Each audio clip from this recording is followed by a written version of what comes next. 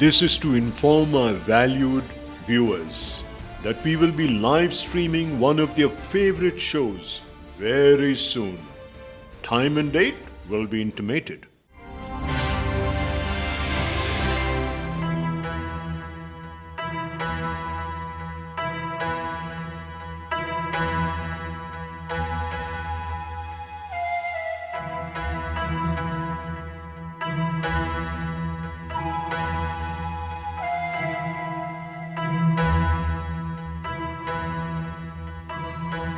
प्रणाम माते। नारद, तुम इतने अधीर क्यों हो? सब कुशल तो है ना? माते, शुभ अशुभ तो भविष्य के गर्भ में है। मेरा कष्ट तो यह है कि नारद की बातों को कोई गंभीरता से लेता ही नहीं। तो क्या तुम्हारा संकेत लक्ष्मी जी और महाकाली की ओर है? माता, आपने ठीक अनुमान लगाया। आजकल लक्ष्मी जी को न जाने क्या हो गया है। वो राज लक्ष्मी शूरसेन के बंधन में बंद पड़ी आंसू बहा रही थी। उस शक्ति सिंह ने उसकी प्राण रक्षा की, तब कहीं जाकर बची। फिर भी माता लक्ष्मी घमंड से कहती हैं, शक्ति सिंह तो राज लक्ष्मी का दास है, दिन को रात बता रही हैं। नारद, लक्ष्मी जी को घमंड के भ्रम में रहने दो। परंतु कथा का अध्याय तो अब आरंभ हुआ। उसका अंत विद्यासागर के हाथों शीघ्र होगा। विद्यासागर? वो तो अपने ज्ञान के सागर को गागर में बंद कर राजलक्ष्मी के साथ ही बंधन में बंधा पड़ा था। शक्ति के भय से फिर गूंगा सा हो गया था। गूंगा। नारद, क्षमा करें माता, ये मेरा कथन नहीं है, ये तो माता शक्ति ने कहा है। हाँ। तो शक्ति को भी बता देना नारद कि विद्या का दूसरा नाम युक्ति होता है।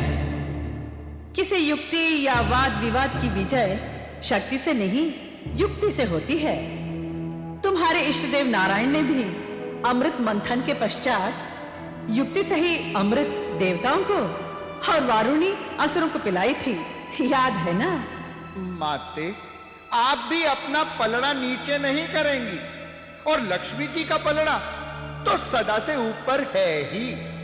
परंतु अब दोनों पलड़ों की डंडी माता शक्ति के हाथ में है, ये आप क्यों भूल रही हैं? नारद, भूल तुम रहे हो। बिना ज्ञान के शक्ति कभी अनुशासित नहीं रहती, बल्कि आंधी शक्ति का संघर्ष तो सदैव शक्ति के साथ ही होता है। ज्ञान से तो दोनों दृष्टि चुराती हैं, क्योंकि जब थकती हैं तो ज्ञान ही शरण और शांति देता है। फिर शक्ति और लक्ष्मी से श्रेष्ठ कौन हुआ, तुम ही कहो। हाँ माते, इससे तो यही सिद्ध हुआ कि आप ही सर्वश्रेष्ठ हैं। धन्य हो माते, प्रणाम।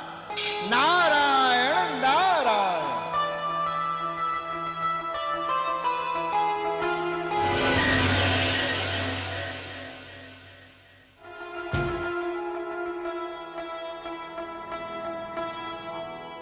हे दिशाहीन सैनिकों, तुम सब महारानी के अधीन हो।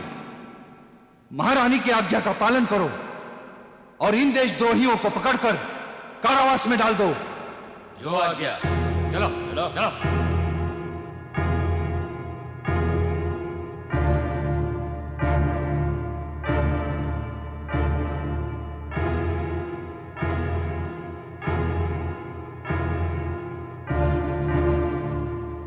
हे वीरवर शक्ति सिंह, मैं किस मुख से आपकी प्रशंसा करूं? मेरे भाग्य पर लगे ग्रहण के अंधकार को मिटाने के लिए आप तेजस्वी सूर्य की भांति प्रकट हुए। अन्यथा अन्यथा मेरा क्या होता? मैं आपका जितना अभिनंदन करूं उतना ही कम है। हे राजवल्लभे, मैंने माता महाकाली की कृपा से आपको सिंहासन रूपी धरोहर लौटाकर मातृभूमि की सेवा की है। इसमें मेरा कोई उपकार नहीं। यह आपकी विनम्रता है।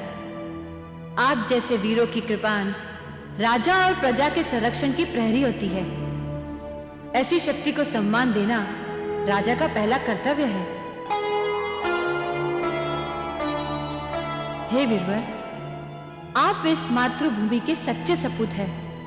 अतः मैं आपको इस राज्य के सेनापति पद पर शोभित करना चाहती हूँ। कृपया मेरी ये विनम्र शक्ति पूजा स्वीकार करें। हे साम्राज्ञी, जिस सरल भाव से आपने आग्रह किया है, उसे आदर देकर मैं आपके दिए पद रूपी उपहार को सहर्ष स्वीकार करता हूं। हे विनम्र वीर, आप जैसे सच्चे सपूत लाल को पाकर मातृभूमि धन्य हो जाती है। आप जैसे वीरों की जितनी भी स्तुति की जाए उतनी ही कम है। जिस धरती पर आप जैसा शूरवीर जन्म लेता है, उस देश, उस राष्ट्र पर कोई भी भीतरी या बाहरी शत्रु आंख नहीं डाल सकता।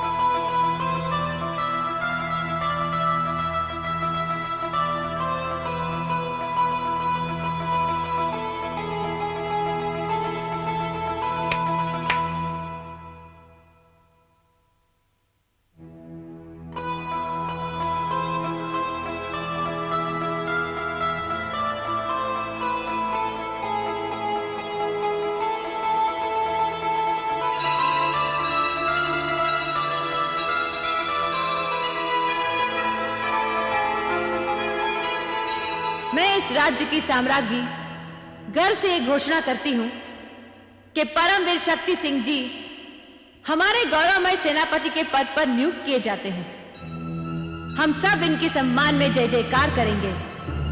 परमवीर शक्ति सिंह जी की, सेनापति शक्ति सिंह जी की, सेनापति शक्ति सिंह जी की, सेनापति शक्ति सिंह जी की, सेनापति शक्ति सिंह जी की, सेनापति शक्ति सिंह जी की।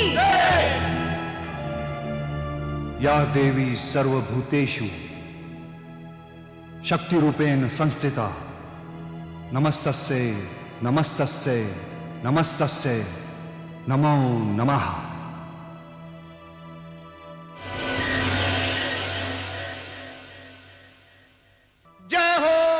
जय हो माता शक्ति की जय हो। अरे जय हो माता शक्ति। हे तांडेश्वरी, आपकी जय हो, आपकी शक्ति की जय हो। कहो नारद, अब तो संतुष्ट हो ना? शक्ति का दिखाया हुआ ये रूप कैसा लगा? मैं तो आनंद से विभोर हो गया माते।